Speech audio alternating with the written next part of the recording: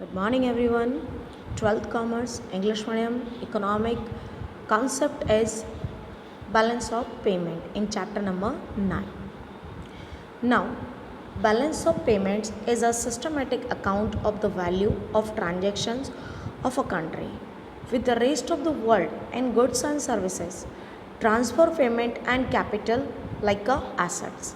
हम goods and services को transfer करते हैं और प्लस हमें पेमेंट रिसीव होती है या फिर तो हमें पे करना पड़ता है या फिर तो कैपिटल के ज़रिए होता है. No meaning an accounting statement showing the value of import and export of tangible and intangible goods during a year, that is called balance of payment.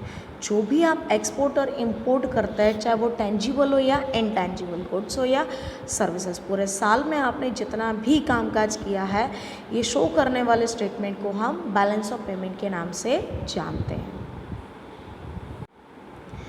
Tangible और visible goods means goods which have a physical existence and intangible or invisible goods means services. tangible मतलब जो हमें दिखाई देता है, जिसका physical sense होता है, और जिसका physical sense नहीं होता है, that is called intangible goods.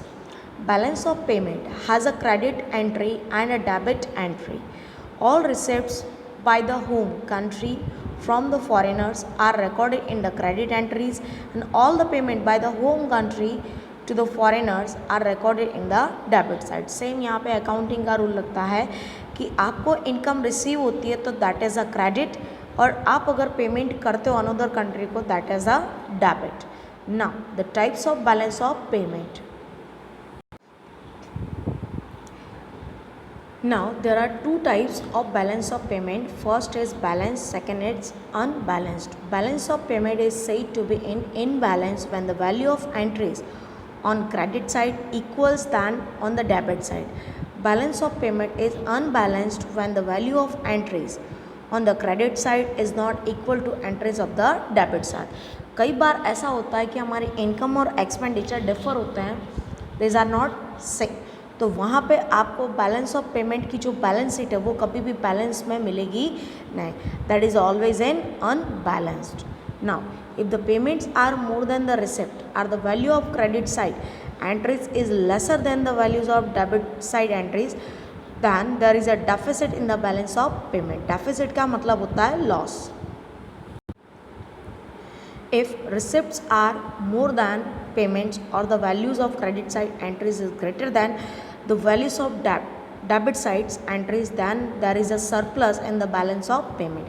अगर क्रेडिट साइड का बैलेंस ज़्यादा होता है तो आपको प्रॉफिट होता है, सरप्लस होता है, और डेबिट साइड का बैलेंस ज़्यादा होता है तो आपको लॉस होता है, that is called deficit. Now, according to the double entry bookkeeping system, a balance of payment always balance. However, in the reality, there can be a deficit और a surplus in the balance of payment. शायद तक आपने देखा होगा कि हम final balance sheet prepare करते हैं तो उसके अंदर जो होता है ना, एक ही एंट्री हम ट्वाइस या थ्राइस करते हैं. जैसे ट्रेडिंग अकाउंट्स में करेंगे, पीएनएल अकाउंट्स में करेंगे और फाइनल बैलेंस शीट में करेंगे.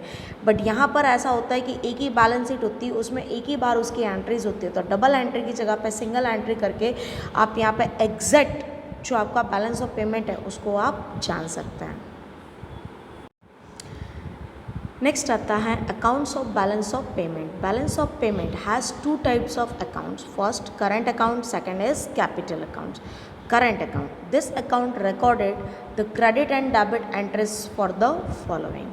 Now in current account there are two types of entries and things. Trade in merchandise goods, tangible goods. Receipt from the export are recorded as a credit entry and the payment for the import are recorded at a debit entry. The sum total on these sections of current account it's called balance of trade. यहाँ पे सिर्फ और सिर्फ हम goods को record करते हैं, services को रिकॉर्ड करते नहीं है. तो जो भी आपने गुड्स का पेमेंट लिया है और जो पेमेंट आपने दिया उसका जो बैलेंस होता है that is called balance of trade. If the payment for merchandise import are greater than the receipts from the merchandise export, then there is a deficit in the balance of trade. And the vice versa situation is called surplus on the balance of trade. अगर आपका credit side का balance ज़्यादा होता है, debit side का कम है, तो आपका सरप्लस है, means you gets the profit. अगर आपका डेबिट साइड का ज़्यादा है और क्रेडिट साइड का कम है तो you gets the loss. Second आता है ट्रेड इन इनविजिबल्स और services. The income from the invisibles are recorded on the credit side and payment on the debit side. So we can say that combined balance of trade, second trade in invisible goods, that is called current account balance. अगर खाली trading का होगा तो वो trade balance sheet कहलाएगी, लेकिन दोनों का है that is called current account balance. Second आता है capital account. This account records receipts and payment from the transactions on assets such as money assets like bonds, shares, golds, capital, loan, etc. and other forms of fixed capital.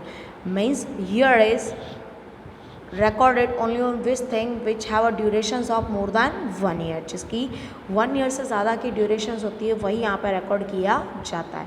The total of current account and capital account it's called the balance of payment. यहाँ पर जो current account और capital account का जो total होगा that is called balance of payment. So आज के लिए इतना ही। Thank you so much.